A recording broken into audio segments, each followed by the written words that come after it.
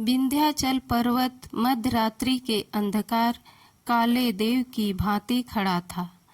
उस पर उगे हुए छोटे छोटे वृक्ष इस प्रकार दिखाई दे रहे थे मानो ये उसकी जटाएं हैं, और अष्टभुजा देवी का मंदिर जिसके कलश पर श्वेत पताकाएं वायु की मंद मंद तरंगों से लहरा रही थी, जैसे देव का मस्तक है। मंदिर में एक झिलमिलाता हुआ दीपक जल रहा था, जिसे देखकर किसी धुंधले तारे जैसे लग रहा था। आधी रात बीत चुकी थी। चारों ओर भयानक सन्नाटा छाया हुआ था। गंगा जी की काली तरंगे पर्वत के नीचे सुखद प्रवाह से बह रही थी। उनके बहाव से एक मनोरंजक राग की ध्वनि निकल रही थी। ठौर ठौर नावों पर और किनारों के आसपास मल्लाहों के चूल्हों की आंच दिखाई देती थी। ऐसे समय में एक श्वेत वस्त्र धारिणी स्त्री अष्टभुजा देवी के सम्मुख हाथ बांधे बैठी हुई थी। उसका मुखमंडल पीला था और भाव से कुलीनता प्रकट होती थी।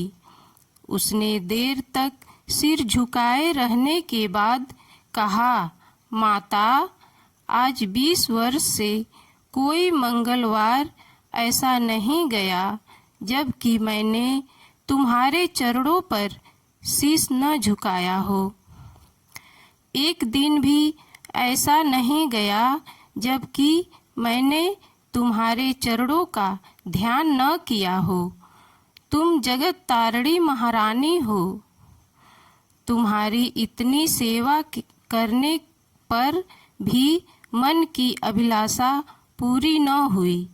मैं तुम्हें छोड़कर कहाँ जाऊं माता।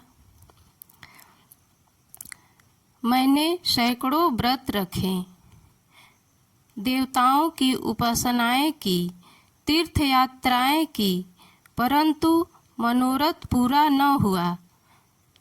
तब तुम्हारी शरण आई। अब तुम्हें छोड़कर कहाँ जाऊं। तुमने सदा अपने भक्तों की इच्छा पूरी की है। क्या मैं तुम्हारे दरबार से निराश हो जाऊं।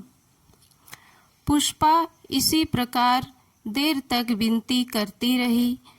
अकस्मात उसके चित्त पर अचेत करने वाले अनुराग का आक्रमण हुआ। उसकी आंखें बंद हो गई और कान में ध्वनि आई, पुष्पा, मैं तुमसे बहुत प्रसन्न हूँ। मांग। क्या मांगती है। पुष्पा रोमांचित हो गई। उसका हृदय धड़कने लगा। आज 20 वर्ष के पश्चात महारानी ने उसे दर्शन दिए। वह कांपती हुई बोली, जो कुछ मांगूंगी वह महारानी देंगी। हाँ, मिलेगा। क्या लेगी। कुबेर का धन। नहीं। इंद्र का बल। नहीं। सरस्वती की विद्या। नहीं। फिर क्या लेगी। संसार का सबसे उत्तम पदार्थ। वह क्या है। सपूत बेटा, जो कुल का नाम रोशन करे। नहीं। जो माता पिता की सेवा करे। नहीं। जो बुद्धिमान और बलवान हो। नहीं। फिर सपूत बेटा किसे कहते हैं। जो अपने देश का उपकार करे। तेरी बुद्धि धन्य है। जा, तेरी इच्छा पूरी होगी। जय माता दी।